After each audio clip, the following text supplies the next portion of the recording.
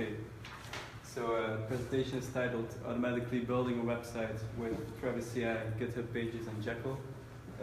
That's a lot of stuff. We have Travis CI, which is an environment for continuous integration. In simple terms, it lets you run some commands in a virtual machine for you. So it can be done, for instance, on a GitHub push. If you push to a project, it will automatically build it and test it for you. GitHub Pages is a hosting service from GitHub. It lets you host any website, and it can also build Jekyll sites for you. And Jekyll, last, is a static site generator, which will generate a site from static files such as markdown or just HTML as well. So topics that I will cover is first how Jekyll and GitHub Pages can work together. Then we'll add some Gulpa into the mix, which is a build system to let you build your site from source and do some fun tasks in the middle. And last, we'll automate the process with Travis in a VM. Okay, so first Jekyll and GitHub Pages. Okay, so first, in the beginning of the web, all pages were static. So you would just have a browser and you would serve to a website. The server would get a request and it would answer back with some HTML and some styles as well, and maybe some JavaScript. Then dynamic sites came along with some server-side languages such as PHP. They would require some processing after they get the request, and this would make them slower. There were also solutions later on like caching for these sites, and it would get faster again. And then now Jekyll, which is a static site generator, will generate your static files, like in the beginning, but will do it beforehand, so that the files that the server sends are already processed, and it's a lot faster and more secure than dynamic sites. Okay, so getting started with Jekyll is easy. It's just a few commands in your terminal, provided you have installed Ruby. You can just install Jekyll, run Jekyll new, and Jekyll serve to serve your website on a local host. So you can test it live. If you run these commands, you will already have a site like this, which is a simple blog, fully functional. And the data inside this post, for instance, comes from a markdown file. So you can just write your content in markdown. This is an example of markdown. If you don't know markdown, it's a simple markup language. For instance, like a hashtag will translate into a title. 3 hashtags will translate into a subtitle, and much more. You can easily insert links and such, and lists.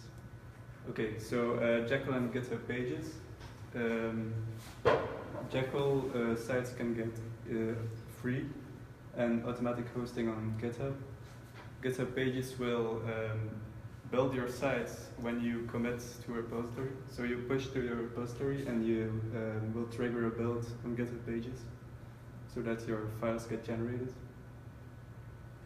GitHub Pages poses some constraints though. You can't use plugins that Jekyll has, and you also can't use build systems like Gulpa or Grunt. So now we're going to add Gulpa to our system. Gulpa is a build system. It's very flexible. There's a lot of plugins for it, such as plugins that minify your CSS, that minify your JavaScript and such.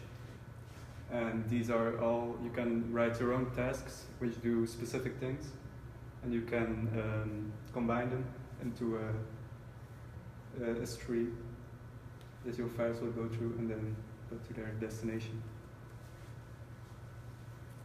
Combining Jekyll and Gulpa is not always easy. Sometimes they will conflict. The strategy you can use here is to let Jekyll do its building first, and then let Gulpa do most of the work.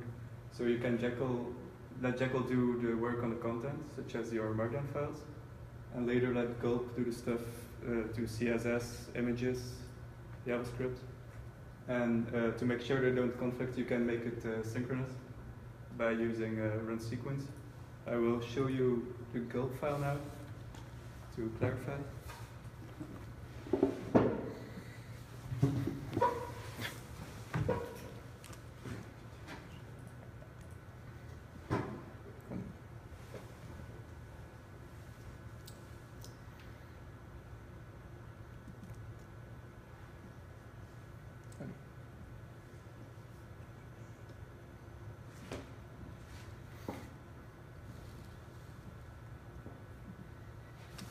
Yeah. So this is the configuration file for Go. First, we specify our plugins. These are all plugins.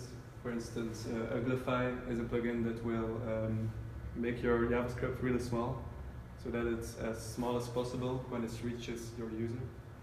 Sorry, I know you said questions at the end, but with yeah, something sure. like this, you kind of feel you need to just ask the question as it comes up. Why do you want to make your JavaScript very small? So that your user has to download a minimal amount of JavaScript. Brilliant. You can also combine multiple JavaScript files to one, so that the user will also only fire one HTTP request, so it's a lot faster. Brilliant, thank you. Yeah. And in your source, you can still keep multiple JavaScript files which are not minified, so you can easily develop them further. So if you have really complicated, because you were explaining what JavaScript was before, it's like an interactive gateway essentially. Yeah, it's all your programming logic, for instance. Yeah. So if you have a very complex website, this is why you'd want to have the JavaScript. Yeah. If you have a lot of JavaScript, it's really useful to have it compressed in the end. And then otherwise it'll be a very slow website. Yeah, it would be very slow, very large files. Brilliant. Okay. Thank you. No problem. So here you see the tasks which I talked about. You can write your own task. For instance, I wrote a task Jekyll build, which will build my Jekyll site. It just runs the Jekyll command on a terminal.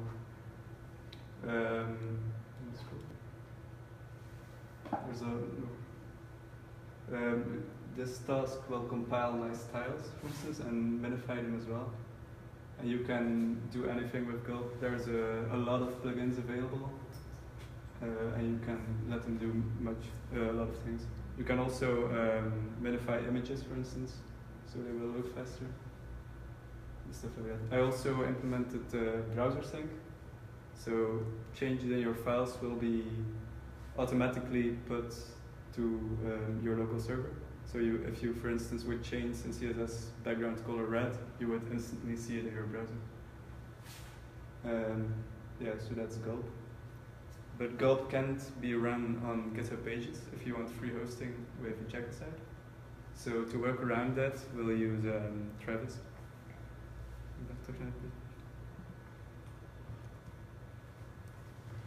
So GitHub won't process anything that isn't Jekyll on their GitHub Pages service. Well, it's free, so you can't really expect that much. So we'll use Travis to do it. It lets you run some commands in a virtual machine. And we can then use it to deploy back to GitHub Pages. So we can run our Gulp in this virtual machine, and we can also run Jekyll. Okay, but I'll first give a demo now. Travis.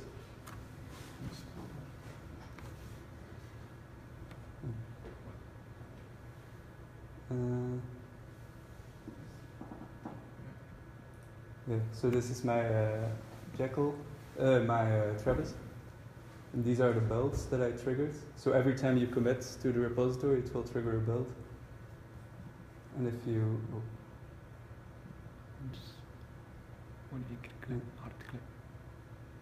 Okay, so this is the console of the virtual machine, which runs my commands, which are the commands that I wrote in the script.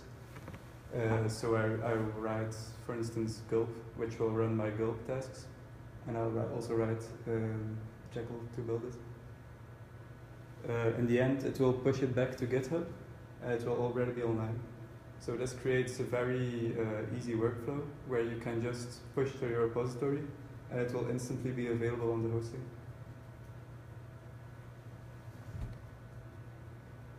And if it works, you can see here, it exits with code null, and it will turn up green.